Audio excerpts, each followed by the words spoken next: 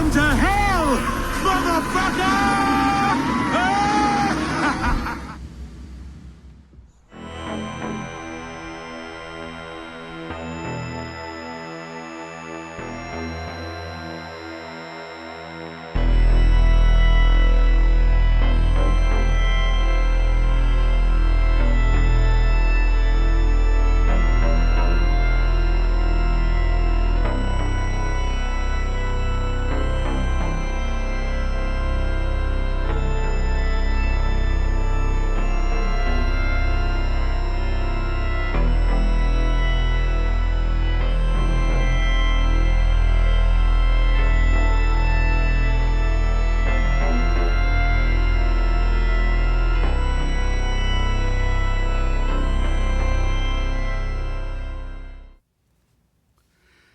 Hey guys, Jim here. Welcome back once again. Today I'm very excited. I get a chance to bring out something that I've never seen anybody else showcase, overview, or review on their channel anywhere on YouTube.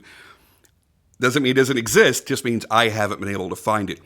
I love this knife. I am extremely excited about this knife, and that's why I'm sharing it with you. This is a Brandon Corbin custom. Brandon, who owns Corbin Steelwrx, does not know that I have this knife in my possession. Oh, yeah. Oh, I know that sounds silly, but that's how excited I am about this knife. Not only does it look really good, but it feels really, really good.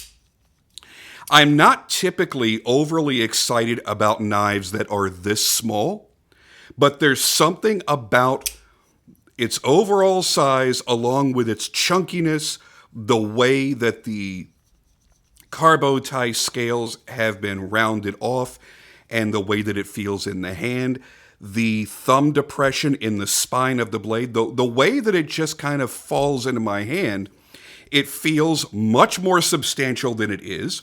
It feels like a bigger knife than it really is, yet you don't forget how short it is overall.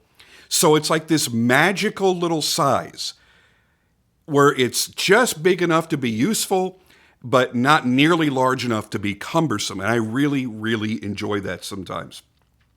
I also love the materials that were used on this knife.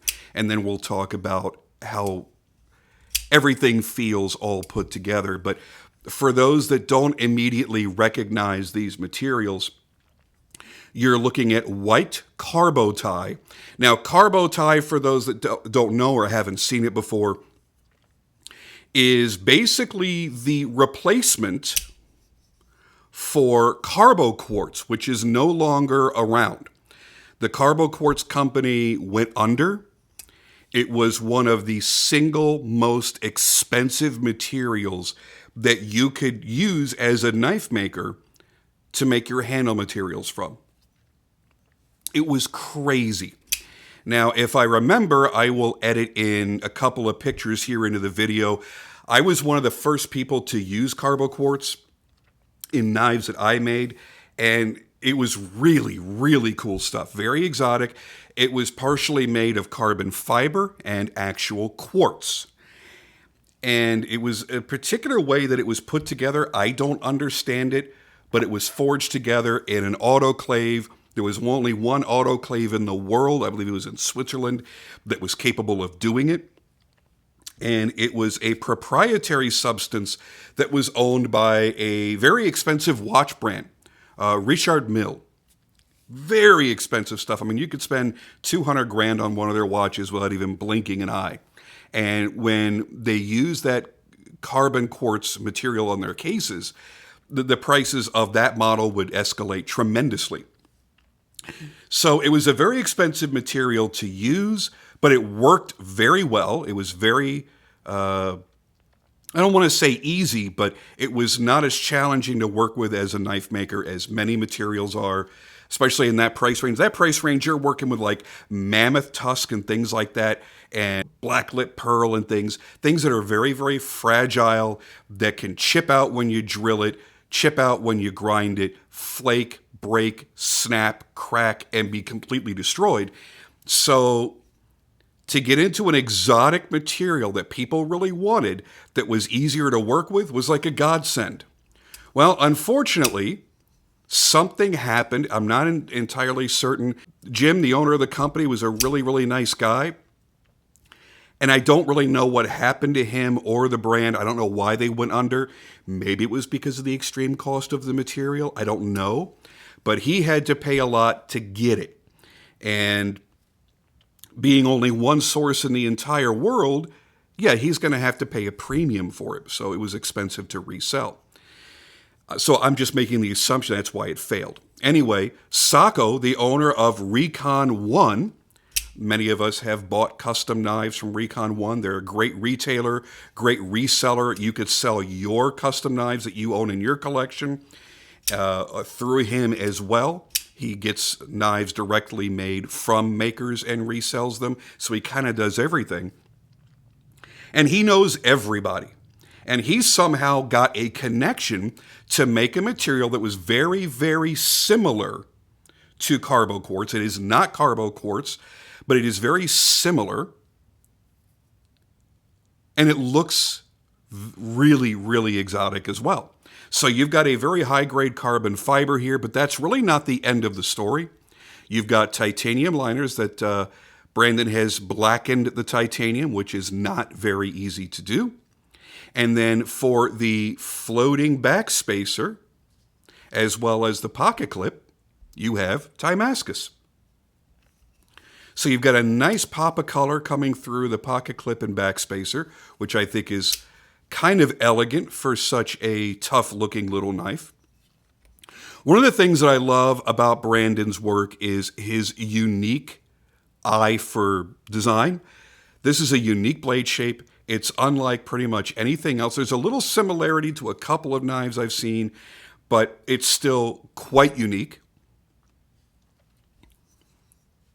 The ergonomics, the way the handle was shaped, is fantastic. Feels really, really good in the hand.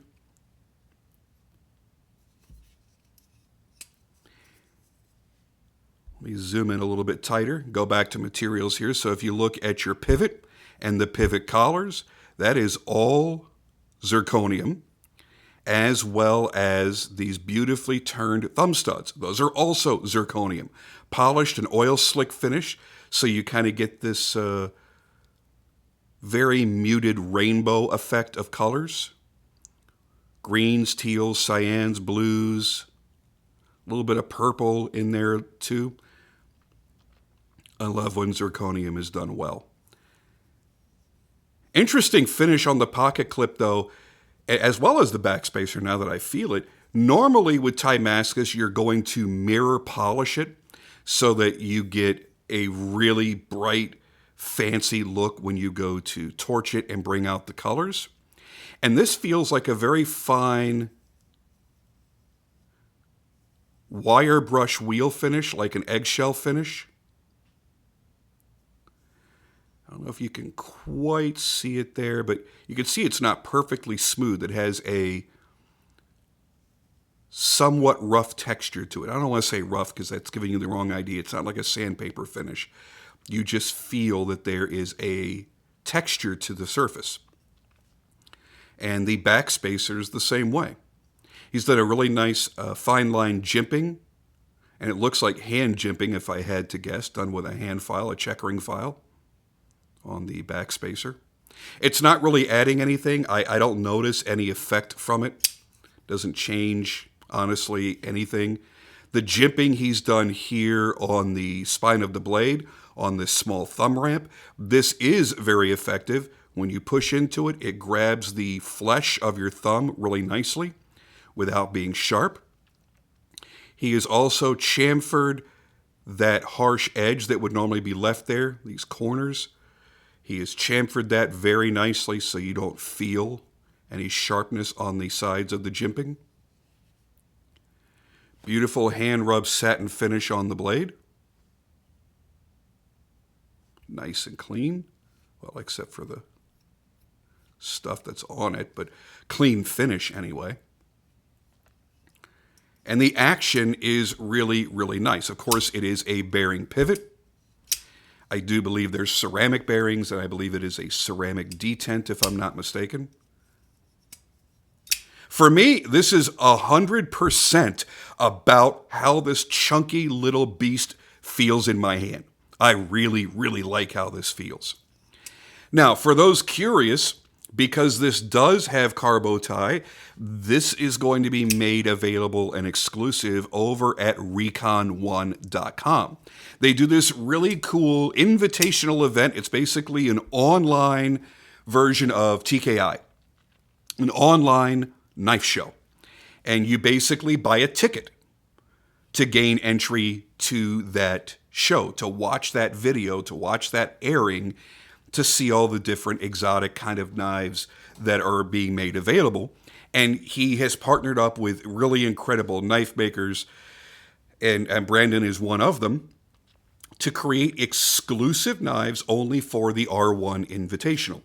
So the only way you can buy some of these knives at all, like he just sold an amazing Todd Rexford. When was the last time you had the option to buy a Todd Rexford from a retailer at Todd Rexford's maker price?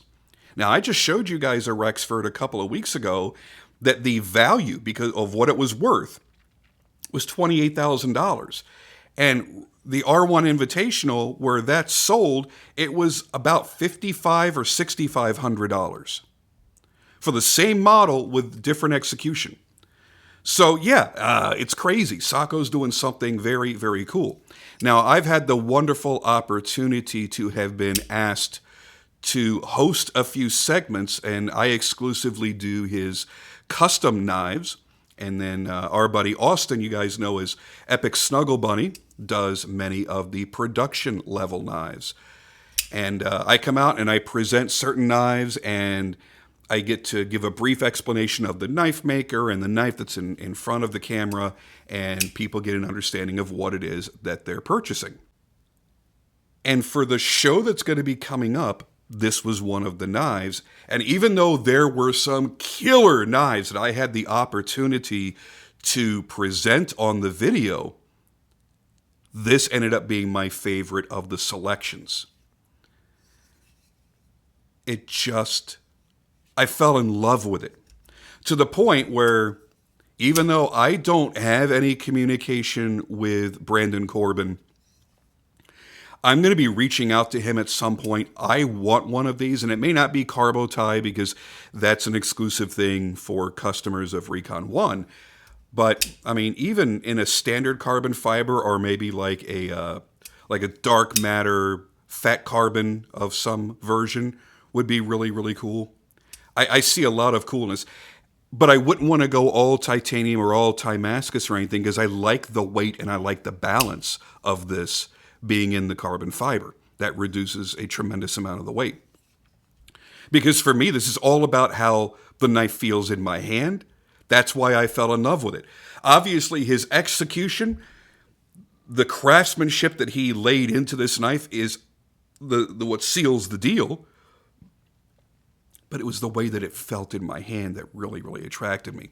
I think another thing is because this blade shape slightly reminds me, and again, it's not the same, but it slightly reminds me of a knife that I had over 10 years ago that I greatly regret ever selling. It was a knife made by Jens Anzo. I think it was called the Kato. And if I can find the video, I'll splice in a little bit of footage here, or a photo that I took or something. It was one of my favorite knives in my collection. I don't know why I sold it way back then. My only guess is I was chasing something super crazy, rare, and expensive, and I had to free up a crazy amount of money to be able to buy into a crazy expensive knife. I really wish I would have never sold it. I wish I remember who I had sold it to. I would buy it back in a heartbeat.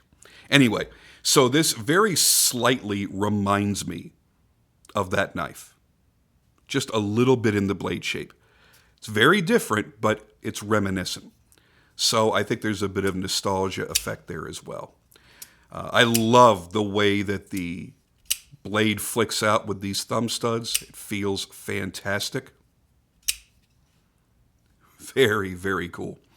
So, to Brandon, I want to say congratulations on an incredible knife here with this Mini Lanza. I think you did an amazing job, and I'm very, very, very impressed. And to my friend Sako, thank you for allowing me the opportunity to be able to play with some stuff like this and do those presentations for you on your exclusive online show, and allowing me to just kind of take this and go, hey, I'm going to make a quick little video about it because I dig it and I want to review it.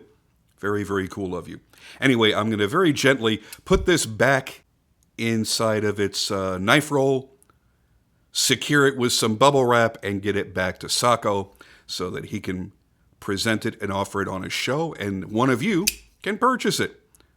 Now, I don't know the price, but it ain't going to be cheap. Oh, no, especially not with these materials. So anyway, that's all I got to say about that, and I'll see you on the next video.